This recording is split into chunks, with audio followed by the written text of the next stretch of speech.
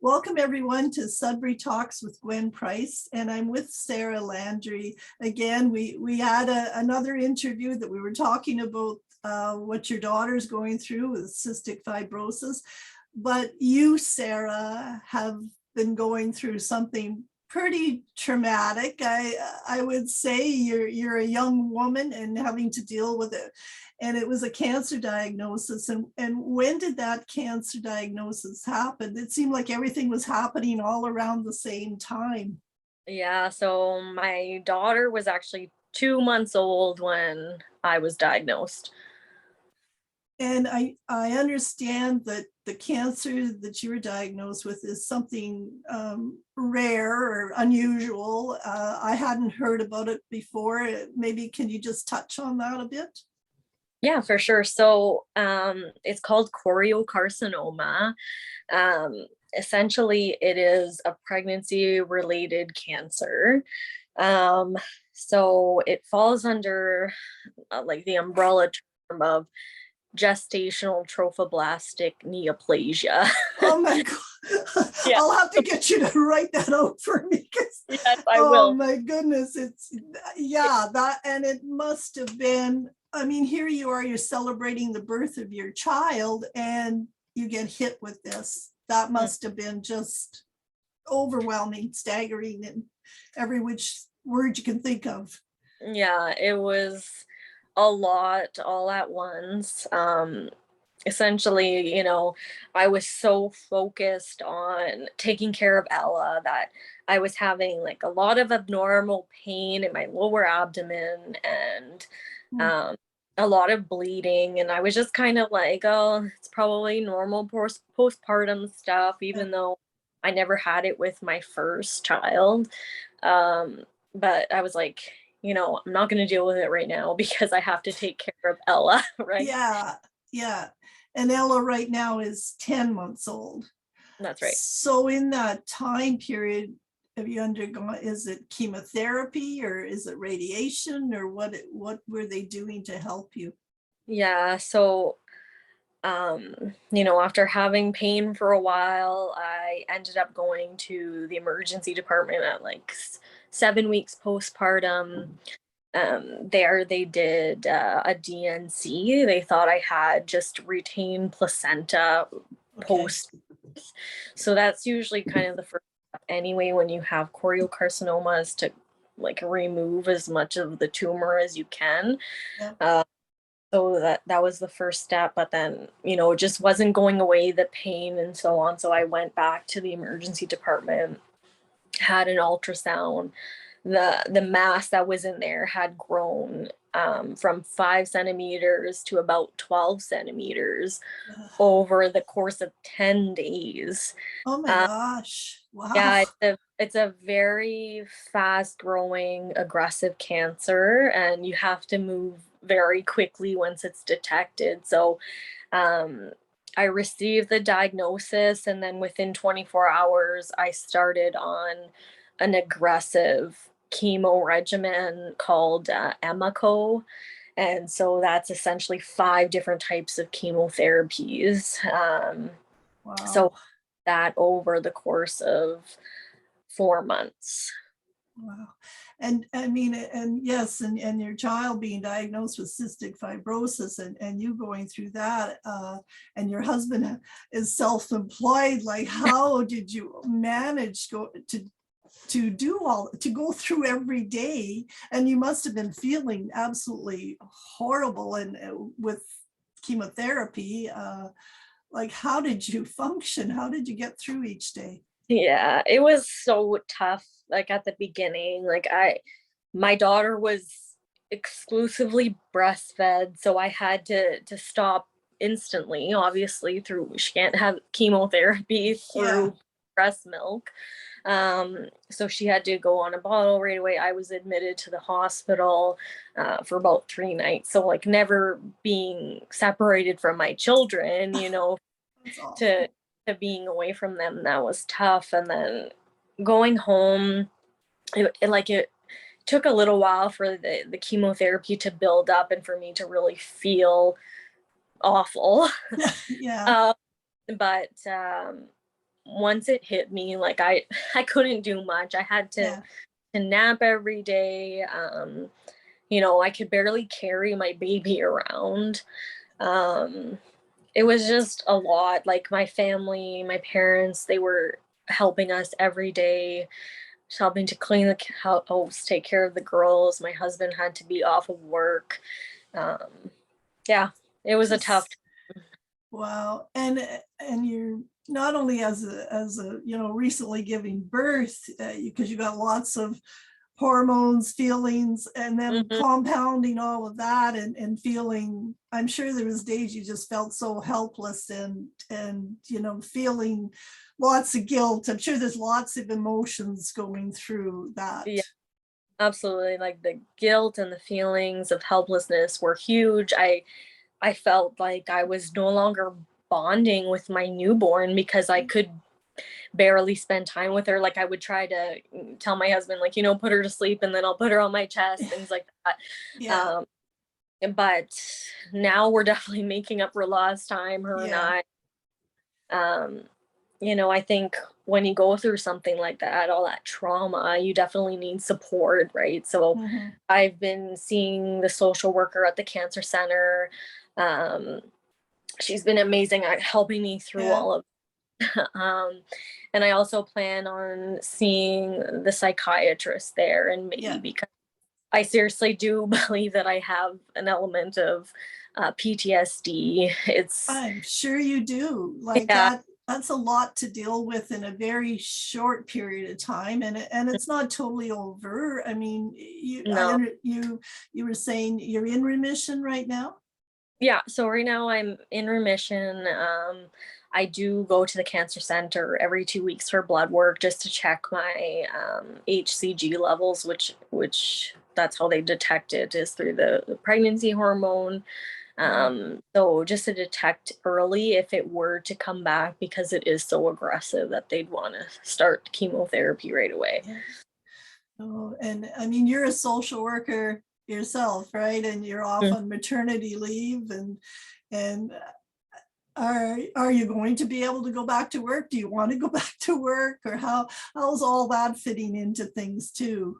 Yeah, I mean, I haven't fully made that decision yet. Like I'd like to go back to work. I do love my career, but you know, when you go through something like this, it's just you realize that life is so precious. Like absolutely.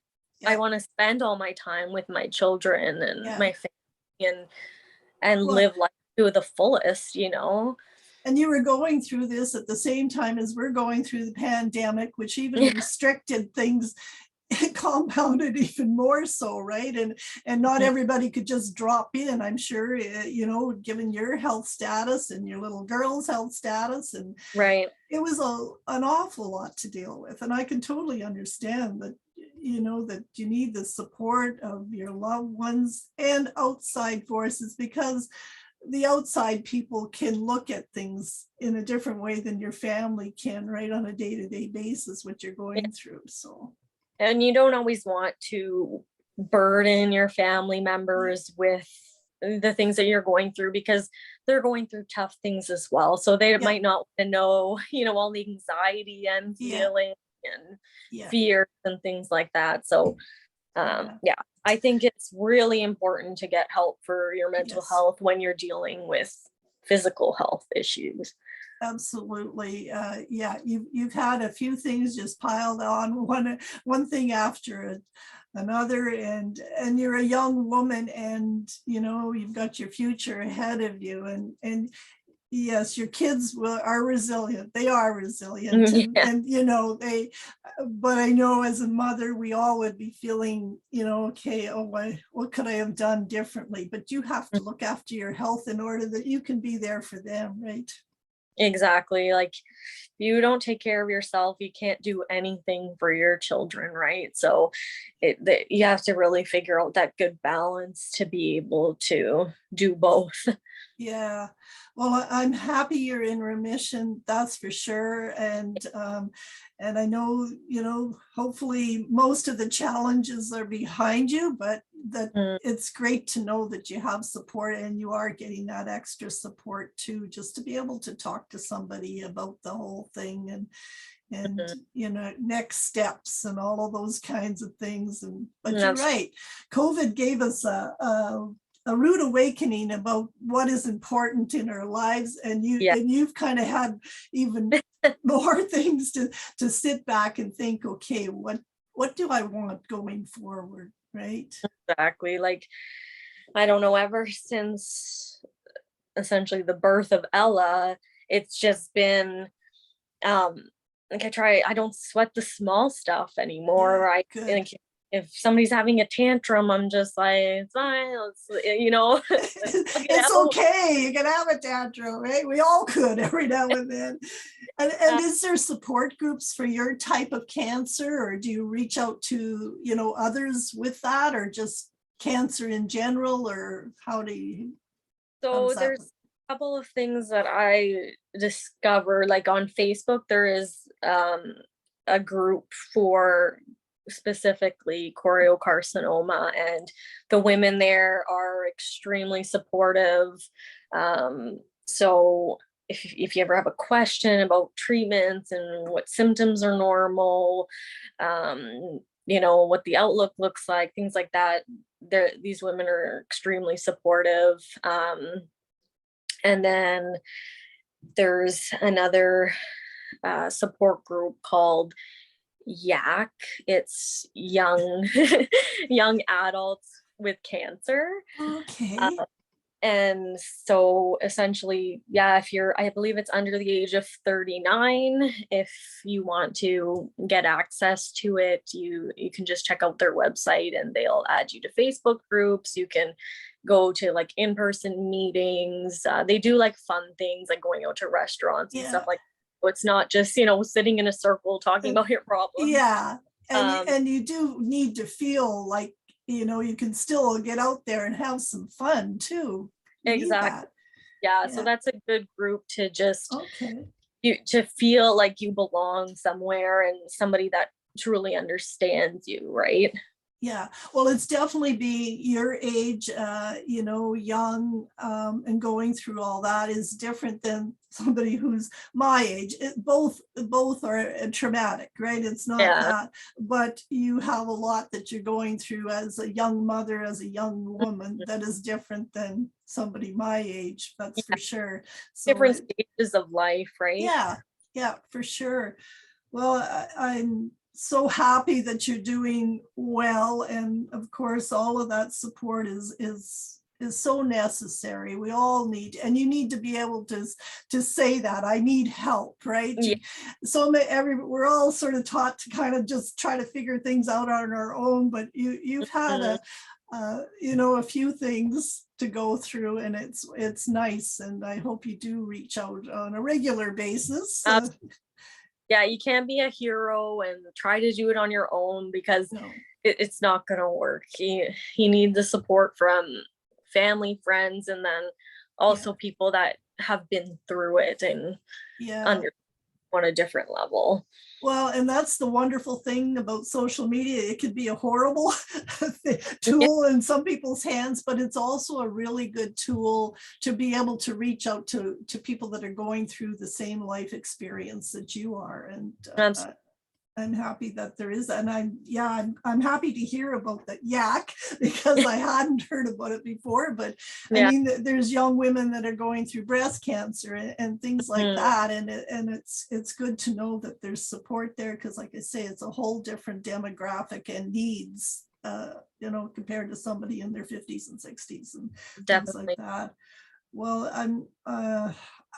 again, I'm just happy to talk with you about this, and to know that, you know, you're getting some of these things behind you and getting through it. And you've got a couple of wonderful little girls there, and your husband is a wonderful guy, and your parents, I know. So I know that you have support, and I know you've got an extended family and friends that you can reach out to. But I really appreciate you talking about this, because it's hard to talk about such difficult things, but I think it just it helps people know that there's there's help out there.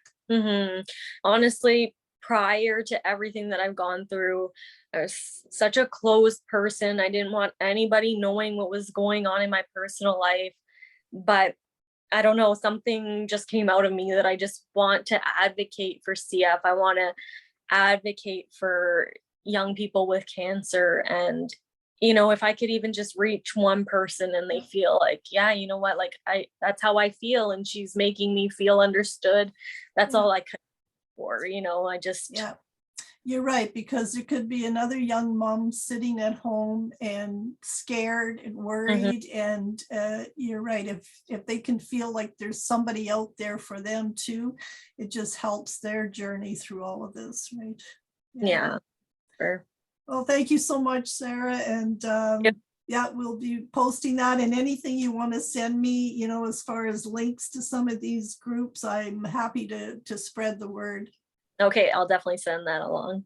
Thanks a lot. Take care. Thank you. Bye.